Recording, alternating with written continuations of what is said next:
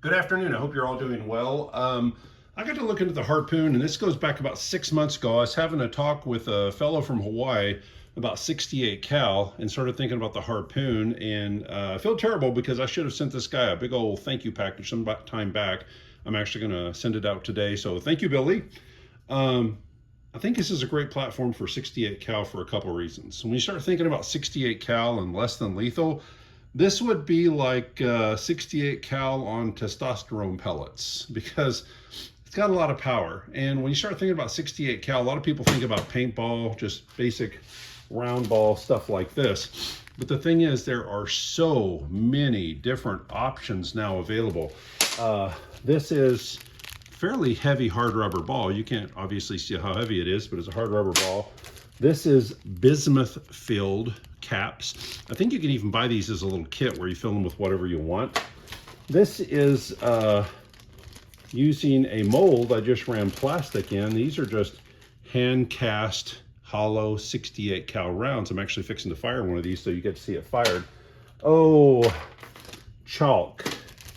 Something lightweight, don't know what's inside that. These are really cool because it's a heavy rubber round, but it's hollow, so the air is going to get in behind there, provide a real good seal, and man, would that hurt. So some of these you start thinking less than lethal. Well, I don't know if it's going to stay less than lethal. Again, not sure what's inside that one. This one's really cool. This is stainless steel. I don't know if it's CNC cut or what. Hollow stainless steel, 68 caliber. And then there's getting off into the stuff you make. I make these 68 cal molds where I make some of my own round ball, which can have shot inside it, whatever you want to put inside, and then you inject hot glue or plastic down inside it or acrylic and create your own rounds. Through the centerpiece there, I've done things like, let's see here. Well, still using the end, I've used this to create blow darts, because there's a lot of stuff in 68 cal. There's things that are sold commercially that are 68 cal and short or long. This round right here, I can make something similar to this out of whatever material I want with whatever's inside, down inside these little center cartridges right here. So there's a lot of different options right here. And that's one of the reasons I was pretty excited about 68 cal and started including these 68 cal inserts with some of the Harpoon lots I was selling. And a lot of people looked at it and went, why on earth would I need that? Well, I'm going to show you in a minute what I can do, because I'm going to fire two things. I'm going to fire one of these. I think I've actually got one set out, a little tie-dye looking one right there, hollow plastic, doesn't weigh hardly anything. Sitting beside it is about a 500 grain lead slug that is also 68 cal. I'm going to fire these out of these little short barrels here in a minute, show you how that works. So I think most people, when they think 68 cal self-defense or thinking burning, stuff like that, they make a lot of really good products. I own a couple myself, but this is just taking 68 cal to a different level because there's something to consider. Air guns, 50 cal, 72 cal aren't legal in a lot of areas, but paintball, 68 cal's legal just about anywhere, and that's why Burn says 68 cal's legal everywhere in the US. And the few places I checked, I didn't see anything talking about the strength, foot-pounds energy, anything like that. It was just 68 cal good, 50 cal bad. So if you live somewhere where you can have paintball, but you can't have 50, 72 cal Harpoon, this can be sold as a 68 cal Harpoon where you only get these. Just contact me. I'm probably going to put a kit up. And there's another option to this too. I'm really into these Magnum cartridges right now. I love more power, but we still have the other Harpoon cartridges too. I designed something around this cartridge that would take any paintball barrel that's 7/8 by 20 thread, go into an adapter, and this would go into this gun and be fired by this cartridge, and then you're firing 68 cal again in any 7/8 by 20 thread 68 cal barrel. I don't have an adapter for the Magnum cartridges yet, but I am working on it. That's why right now, when I sell a couple of different versions of the Harpoon with these, I am including a couple of these. Now there's something I want to say about 68 cal that people don't get, and that is 68 cal runs the gamut as far as sizes go. You'll have some 68 cal that is very snug, like that is a true 68 cal because it came out of the 68 cal mold, so it's snug. I can push it down in there. There's no sense in it. It's just letting you know that is a true 68 cal. You'll have other things like, oh, let's try one of these marbles here. This may just rattle itself right down in there. Yeah. So 68 cal can vary, and I've seen a lot of different sizes. The stuff on this tabletop, there's probably a few items that would go in snugly, a few items that would drop right in and rattle around. And that's why you might want to think about doing this. You could probably make it real complicated and try to figure out a good way to do this. I like keeping things fairly simple. This is a paper towel or a Kleenex. When we say it's loose, we're not saying it's like super loose. We're just saying it's a little bit loose. You take something like this round right here. Okay, I just tore through the paper. Let me just try tearing a piece off here. Through the paper, start shoving it down in there. And when you get it down in there a little bit, tear off the excess. Now, there's a couple reasons I'm doing this. One is I don't want this thing to fall out of the barrel. The other reason is anything that makes a tighter seal between that barrel and this round. That one's a little bit tighter. I don't even know if the paper will fit. It might. Anything that will make that seal a little bit tighter is going to mean less air gets around it. And if less air gets around it, you got more power. Yeah, it'll work. Cool. Turn off the excess paper.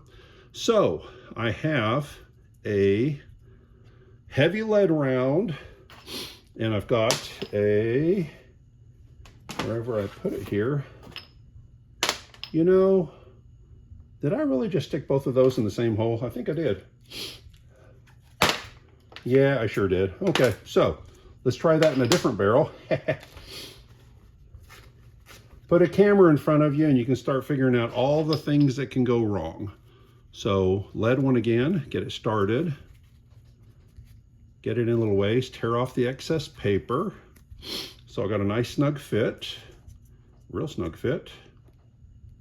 Very, very snug fit. Give me a second here, there we go. Getting it started, run it down in there. So I have a plastic round and a lead round. Very, very different as far as the weights go. Let's open this thing up. It is cocked. Let me get some stuff out of the way here. And we're gonna move this over to a ballistic gelatin block. Now, if you're way into 68 cal, you know a typical 68 cal, like the Berna, if it penetrates this at all, it should be, I don't know, an inch in, if that, maybe less, because it's a little bitty short CO2 cartridges get used. It's powerful enough to get that chemical irritant on somebody or thump them in the chest and make them hurt, but it's not really meant to poke their eye out, so a little bit less power. This has more power. So let me get 2 charged up Harpoon cartridges. Here's one for the plastic and one for the lead round. Okay, put this on the gun. Switch over to double barrel if it's not already there. So what I'm going to do is I'm going to fire pretty close up. Whole idea of this gun in 68 cal, something's up on you pretty close and you're going to fire. So I'll be about 6 inches away. Here's my prediction, and I could be totally wrong. Even though this barrel is this short, probably 4 inches or less, a lot of what happens with those air cartridges happens very quickly. Just like a snub-nosed revolver in 44 or 357, just getting that lead projectile moving is 3/4 of the work. So my prediction is I'm going to get that plastic right about there. I think the lead could end up hitting this cardboard. So let's find out. Okay. Yeah. Man, you'd think I've done this before. So I'm going to pull the camera loose so you can see what happened.